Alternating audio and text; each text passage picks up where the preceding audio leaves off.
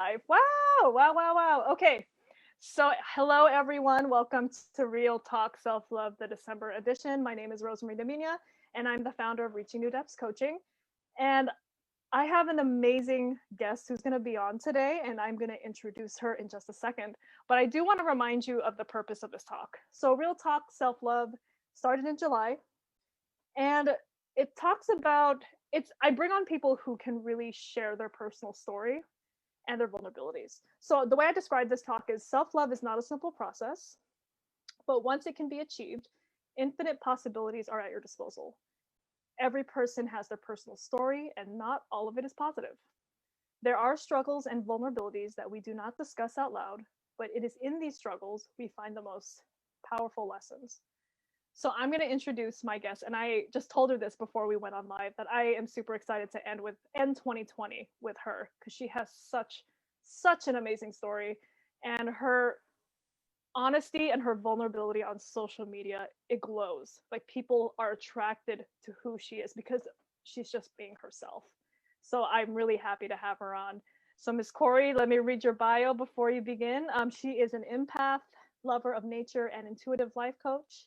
She helps to inspire courageous mothers, daughters, and sisters to co-create vibrant, healthy, fulfilled lives and careers, whether that's as a CEO or a stay-at-home mom. She empowers women to leave their misplaced shame and guilt on the doorstep by kicking anxiety to the curb and practicing generational trauma release strategies. Cori grew up in a very broken home with so many learned and adopted cycles and patterns with the women in her family. It was something that led to depression, suicide attempts, and a very negative self image. This lack of self worth and inability to see a brighter side kept her treading water for years, undervaluing herself, settling for mistreatment, and believing that that was all she was capable of, sitting with that feeling of unworthiness in the pit of her stomach. The insecurity and self doubt eating away at every decision she made until paralyzed with fear. Cori spent the majority of her life like that. But it all changed when she hit rock bottom. Cori had two options: create systems and strategies to lift herself out of the darkness or be swallowed by it. A voice inside of her spoke up and screamed, "Enough."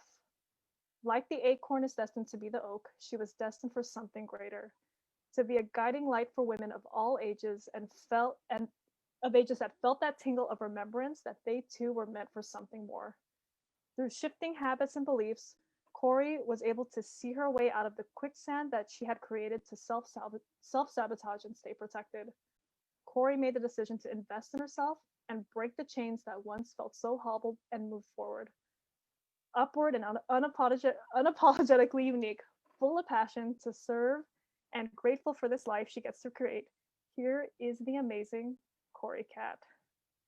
I have to say that that's a beautiful. When she sent me her bio, it made my heart really open up. Cori, your storytelling of beautiful and amazing, Thank amazing, you. amazing. How did that feel to hear that being read in third person to the for you? Honestly, now it feels a lot different than when I was experiencing it. Mm, Now I feel so much gratitude to be able to be on the other side of that and look back at that person. And as strange as it sounds, to be able to like offer her my hand to get up here with me, if that mm, makes sense. mm-hmm. Makes perfect sense. I get it. This is how I always get. I'm just like so excited for you. You know, I and I'll say this again live. I getting to know. Like, I know we met through Sergio, so I'll give him props. So thank you, Sergio, for having her as a friend, and I was able to connect with her. And Sergio was on the talk last month. He was one of the coaches on Real Talk Self Love in November. But watching even the short amount of time I've known you, and we just met this year and a few months ago, following each other on social media, your stories have become so amazingly detailed and clear, where you can see the darkness and the struggle, but how you persevered. And it's not something that's left up in the clouds. Like, it's very grounded and it's very real. It's like a lot of people can relate to that. And I think that's the stuff we need to talk about, that it's not just a solution where we're going to become happy and positive and it's unrealistic. Like, it's something we can actually do for ourselves. So take it away, Cori. Please share your story.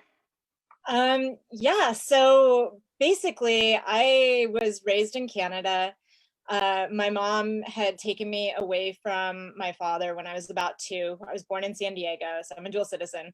I'm one of the lucky ones right now. And so I didn't get to know him until I was about 18. And my mom was a very damaged person. She had a lot of things going on between her and her mother. And recently I've come to a lot of realizations just through introspection and stepping out of that situation, that she was so hurt and wanted to be loved so much by her mom and wasn't receiving that she didn't know how to give that to me. And I wasn't able to see that until 40 years later. So I spent the majority of my life, quite honestly, feeling unworthy, unlovable, unheard, not valued, not valuable. And I treated myself like that. And I treated the things around me like that, because when you don't have the ability to be better for yourself, you lose that ability to be better for other people, because you're struggling so much just trying to keep your head above water that it's so much work to carry that kind of feeling as well as be something for someone else. So there was the failed relationships because I had my own insecurities. There was, the abusive relationships because I felt like that was all I had deserved. If somebody told me that I was a, horrible, awful, terrible person, I would sit and I would say, yeah, I am. I really am, aren't I? Like, I deserve this. Tell me more. And when you ask the universe, or when you tell the universe that you're okay with being treated like crap, it it answers and it says yes, and it gives you exactly what you asked for. And so for many years I was that self-fulfilling prophecy of struggle, for lack of a better word. So do you agree? I mean, you just said this right now, that what you feel on the inside will reflect outwards. That's who you be. It all is based on the origin of yourself, right? And that's how you. Wow. So, to me, a situation and about when you screamed enough.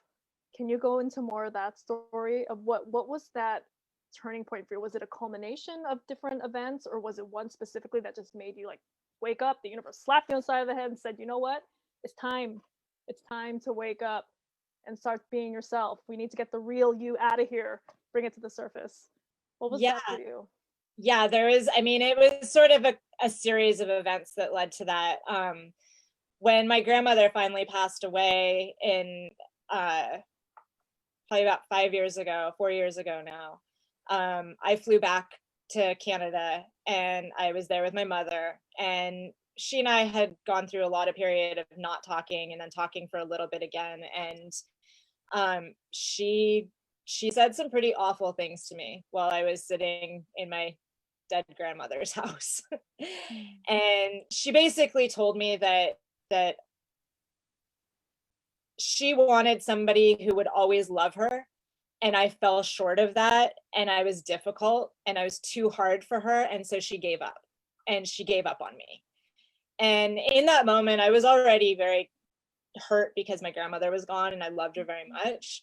And she gave me a lot of the best parts of her that my mom didn't get. And I think there was a lot of jealousy that went along with that, where she felt like I was getting those best parts that she wanted and I wasn't giving her the love that she needed. So it kind of came back to me as like the offender. And so in that moment, I just remember, like, it was almost like I could feel my psyche just cracking, for Mm. lack of a better term. Like, I felt it just, I felt shattered. And it was a moment that I still go back to it a lot in meditation, even though I don't want to be in those trauma loops. And I get to practice changing that narrative to what it is, because I see it now for something else. in that moment, it was just so painful. And very shortly after that, like, they tore my grandmother's house down, which had been in our family. My great grandfather had built it for their wedding. All of the things, like all of her beautiful things, just got thrown out. And so I went through a lot of loss in a very, very short period of time. And I came back home, and I just remember just wanting to die for, to be honest about it. Like, I couldn't do the dishes without, looking at the knives as I was washing them. I'd have to stop sometimes because I would just be so tempted to just stab myself in the heart, like Elliot Smith style, which was, very traumatic. Like, thinking those thoughts isn't something that's pleasant. It's not something that, it's like, I wasn't telling people this. It wasn't like I was like, oh, pay attention to me, I'm suicidal. It was, I would be driving in my car and I'd see a semi and I'd be like, I wonder if I just cranked the wheel, if it would be quick or if it would be slow. Like those kind of thoughts, like really twisted things. And I continued in those really unhealthy thought patterns and feelings for about 2 years. And one day I just woke up and I was like, I have spent enough time doing this. I'm not going to let this destroy me. Like, I have a better purpose. I have more to offer the world than just being this sad little victim here. That's, now I'm inflicting this on myself because nobody's making me do this. Like, my mother just completely dropped off the face of the planet after that. And so she wasn't around. So it was like she was doing her thing. I'm not close with my father, so he wasn't around. And I didn't have any family. So it was like, either I do this for myself or I die. And that's really dark and, kind of twisted, but it's the truth. And it was just a decision, and it didn't take time. It just took that intention of, I want to change and I want to do better and I want to be better. And I don't want somebody else to go through this ever. And in those moments, I really just decided that I wanted to, in some way, and I didn't know how, I had no clue how I was going to carry forth. I just knew that I wanted to make sure that as many people as I could help didn't have to go through that period of time that I did. That I could just offer a hand and help lift them up. And I knew that in helping others heal would be so healing for myself as well. You said something that's very, very powerful that I want to highlight here, and that is taking responsibility for everything that has happened. And I don't know if you agree with this or not. I mean, I'm not saying that if someone hurt you, that they didn't hurt you. But at some point after the event has happened, and if you have residual feelings of feeling hurt or feeling backstabbed, I mean, you name it, essentially, who does that responsibility go to? Let's just say, exactly. I can say to myself too. And that's a hard truth, I think, for a lot of folks to come to, is that they have to take responsibility for the feelings that they feel after an event has happened. And I say that in a very kind way to this live audience. It's not saying that, again, someone who hurt you didn't hurt you, but after that event is said and done, you don't speak to that person, you're not in contact with them, and you're left with that residual anger or sadness, anxiety, depression. Something has to give. So you're right, you can choose to continue holding on and blaming that source, or you can take responsibility for yourself and start to find healing in that process, which is something I feel like after you shared that part, it was like that's something that became very true for you. But for you in this situation, it was something that was very dark, but it was somewhat of an ultimatum as well. Either you stay alive or you die. So you have two extremes here. And how am I going to do that? So thank you. And if you die, you're gone forever. You're gone. But if you live, you can make a difference in that, and you can make that as bright as you want. Like, when you're gone, you're perfectly gone. There's no more of this life. But to choose to live is something that's so much more powerful, because you're helping other people choose to do that as well. if they want to come with you. So Wow, that okay. radical responsibility is massive. Like, it's the only thing that matters, because, you know, yeah, people do horrible things to each other. I mean, my mom didn't do horrible things to me compared to other people, but that was my reality and it was horrible to me, you know. So everyone has that ability to take that radical responsibility and stand up for themselves, because in the end, we're responsible for. Hmm. I love that. So I'm just like deep. I hope whoever's watching this take that in. And Una just commented on the feedback here, and she says very powerful. If you live, you can make a difference, and that's huge. That's huge. How a single soul can make an influence, whether positive or negative. But in this case, for you, having that intention to heal yourself, but also heal those around you. It's like an extra step forward, going beyond yourself, transcending yourself into the world. Um, in your past, before you had the big wake up call and you said enough, if you look back in hindsight, do you feel that there were signs for you to go onto this path that you're on now? That you're just like, I'm going to choose or stay the same? Or, yeah, there was something I felt, but I didn't really take notice of it, or I just thought I could do it later. I could schedule in a year from now, or Right. I'll pencil that in for 2020. The pandemic hits, I will do this now. Right, February, March. Here we go. So yeah, actually, my background is in the service industry. I've been a bartender for 20 years. So being a bartender, I have had the full gamut of human experience. You know, I've had the crying drunk girl peeing on our bar stool. I've had, you know, the old man asking me what color panties I'm wearing. I've had, you know, the young guy hitting on me, and when I turn him down, calling me a bitch for, you know, not being interested. And then I've had the people who have really opened up to me, because as the bartender, you are the friend. And you're the person who's going to be that captive audience that is going to listen to people. And not everybody has that gift. Not everybody wants to be that person.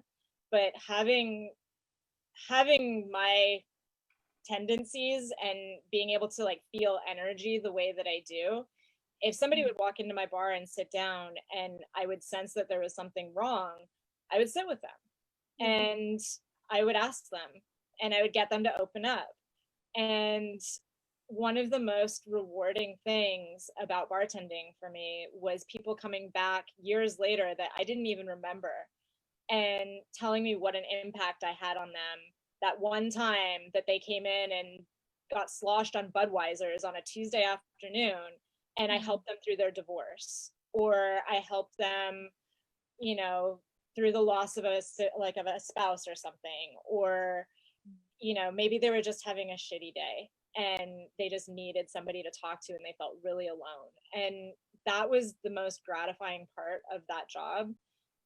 And knowing that I had those gifts to be able to have people not just open up to me, but to feel safe to open up to me was a huge indication of a path that I could take. And it was something that kept me going in a way, because I really felt like it would be an injustice to take that away from other people.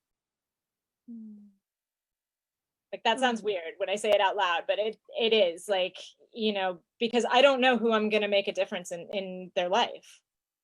And if I decide to selfishly end mine, then what happens to them? So. Oh, interesting. I mean, I think I can see what you mean by that, by saying that out loud. I mean, it's great to hear that you come into tune with your natural gift of holding a safe space for others and having them naturally gravitate towards you. But even if they do, their ability to open up. Well, I mean, we say, yeah, it's at a bar, they're drunk, people can say that. Yeah, that's it. But still, I mean, to come back, whatever they come back years later, months later, and actually remember who you are, even under the influence of alcohol, really says something. Yeah. So you were able to translate your gifts into what you're doing now, from what I recall. Can you explain to to my community of what you're doing right now and how your transition from the wake up call came into this practice? So I got into like the health and wellness business in January, and that was something that I really enjoyed. It helped me on my journey. And as that kind of progressed, I have a coach that I work with, and I honestly got this coach because I knew that bartending wasn't going to be viable anymore. Like I saw the future of where this was heading, and bars have been closed for a while now, and I was like, I need to do something. I don't have this to go back to in the capacity that it used to provide for me. So what do I do? How do I make this into something? And so I actually hired a business coach without knowing what business I was going to get into, which some people could call really stupid, but I had that feeling. I saw somebody that called to me, and I was like, this is my person. This is somebody who I relate to, and this is somebody who I want to work with. And through working with her, I have developed a plan for a program, to be able to help people with the things that I struggled with the most, and to be able to help them live fulfilled lives, to be able to help them create that self-love, and to help them feel open and safe to be vulnerable, kind of like you were mentioning. I didn't always used to be like that. I was always just posting very shallow pictures of what I thought other people wanted to see on my social media, or silly memes, or telling people I was working a shift at the bar. I wasn't being my true self because I didn't think anybody wanted to see that. And so that is really where I'm heading with this coaching career, is to help people just really step into themselves, and to be okay with being open with who they are and being unapologetic, and you know introducing themselves to the world as them, because I think the world needs more of that right now. I absolutely agree. I absolutely agree. Before we went on this live call, we talked about the things that have happened during the pandemic for folks, and some things. It's the holiday season, right? It's isolation has become a huge part. So for those who are probably really big extroverts, having limited space or limited contact with others might be getting to them now.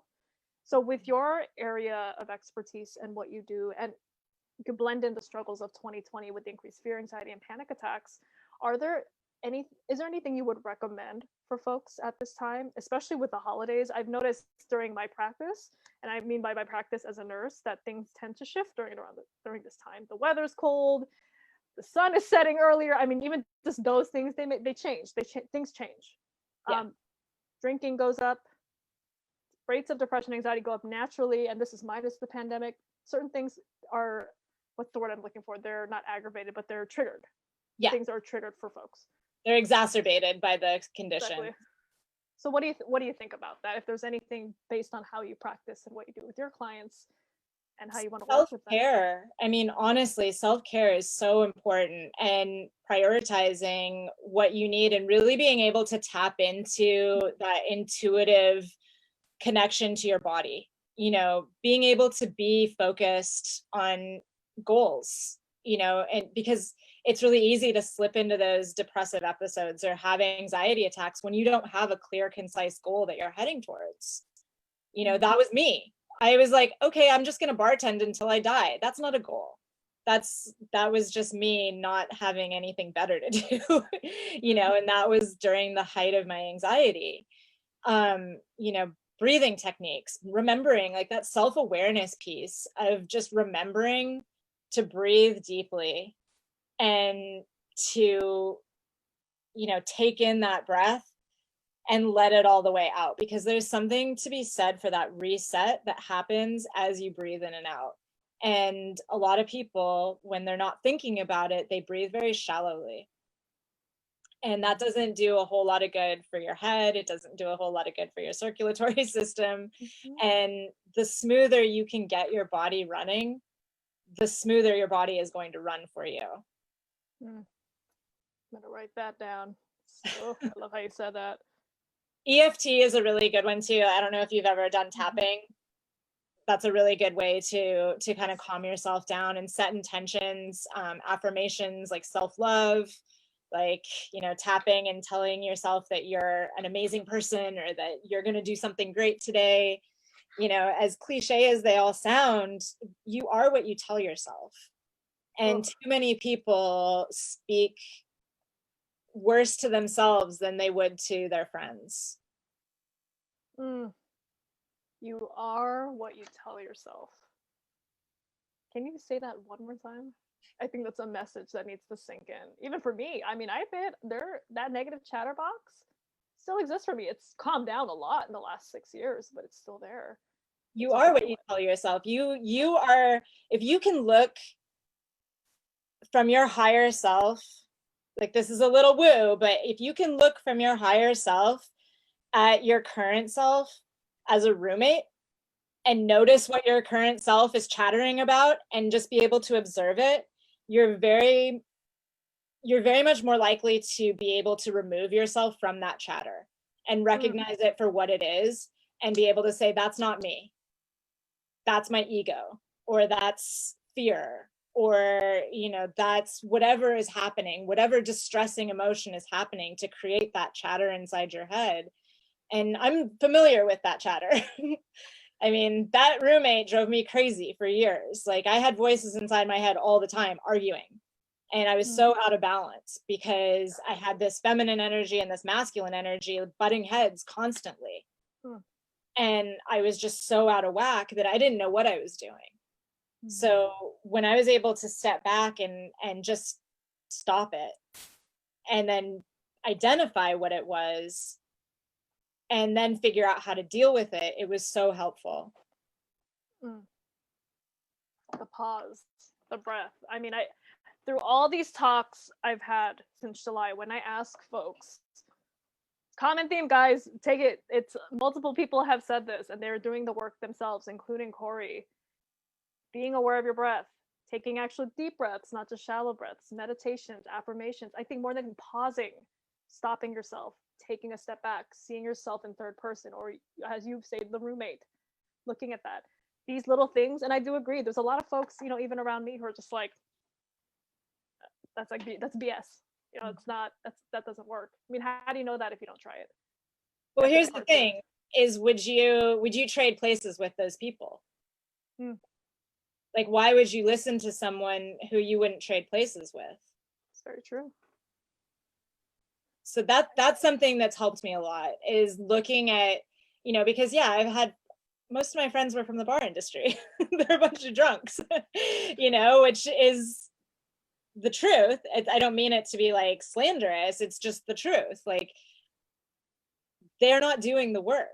They're drinking about it all the time. A problem happens, they drink about it. Something to celebrate, let's drink about it. We're bored on a Sunday afternoon, let's drink about it. That's not doing the work. That's hiding behind whatever it is that's helping you. I mean, I did that with drugs and alcohol for years. I tried to drink myself to death for years, and it never worked. I never got away from it. And then once I did clean up and sober up, it was still there, and it was 1,000 times worse.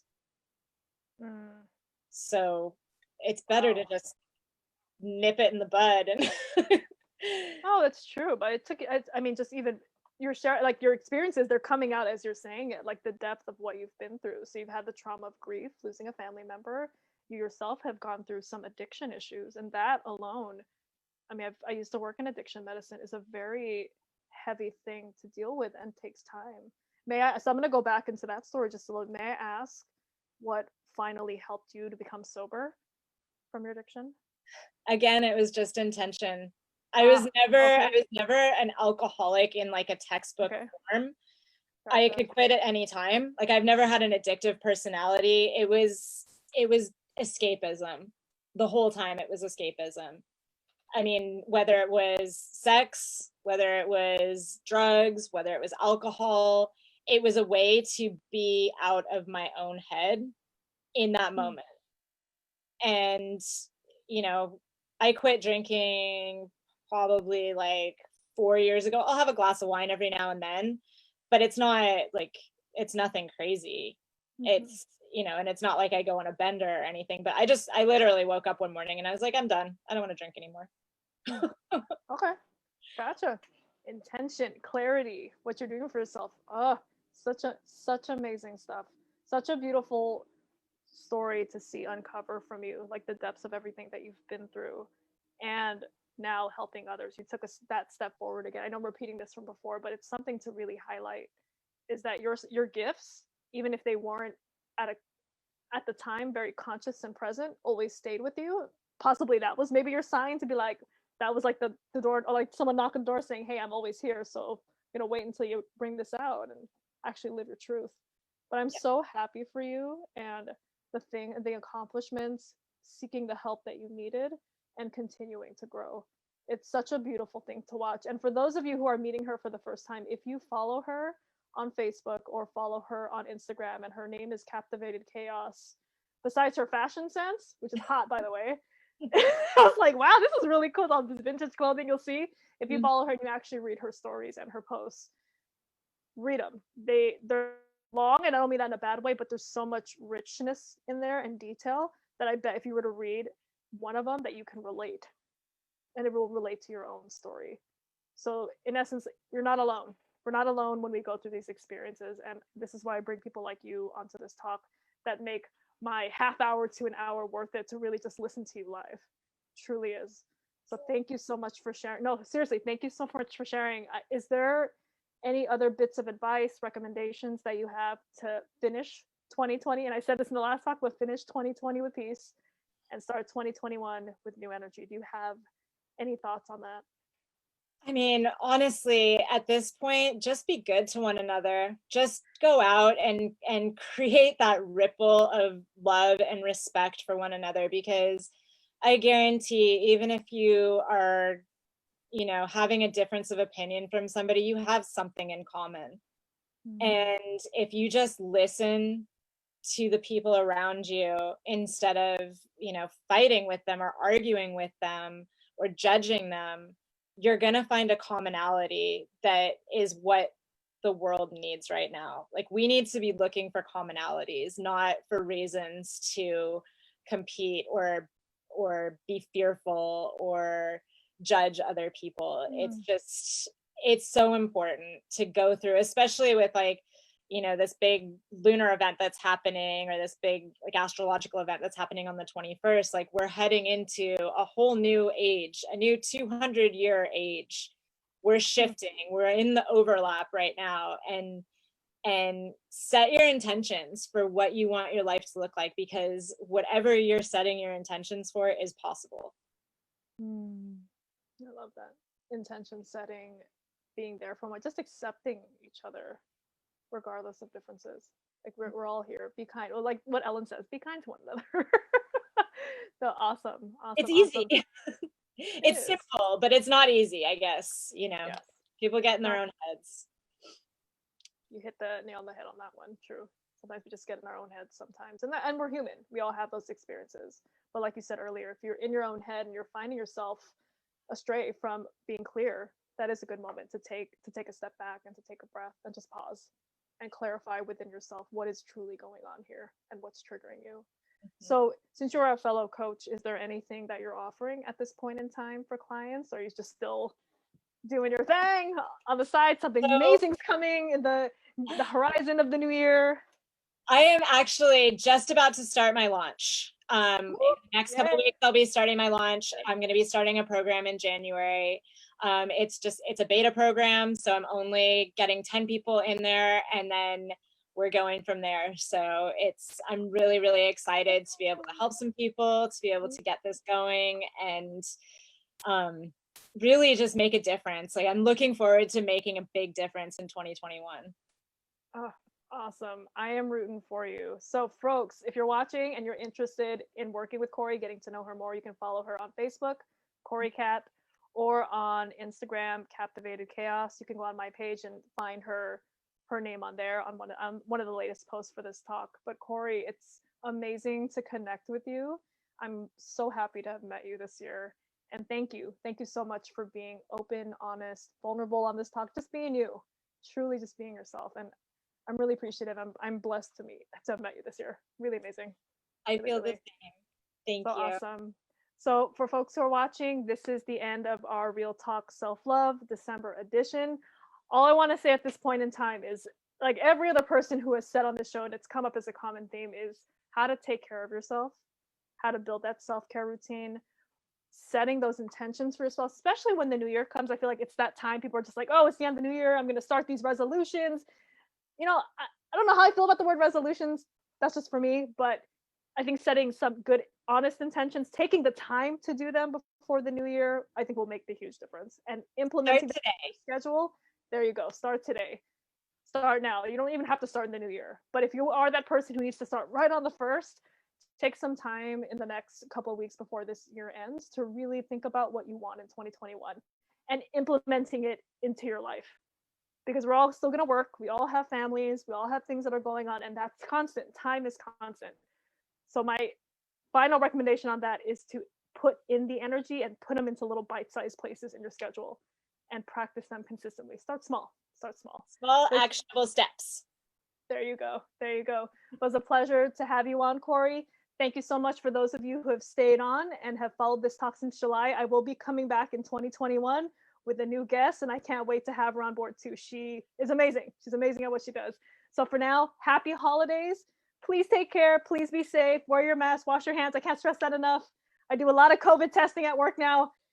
Please take care of yourself. Follow the guidelines they put out there, and be kind to one another. Sorry, Ellen took that from you, not taking it, but continue to be kind, love each other, and sending peace and love to all of you. Bye, everyone.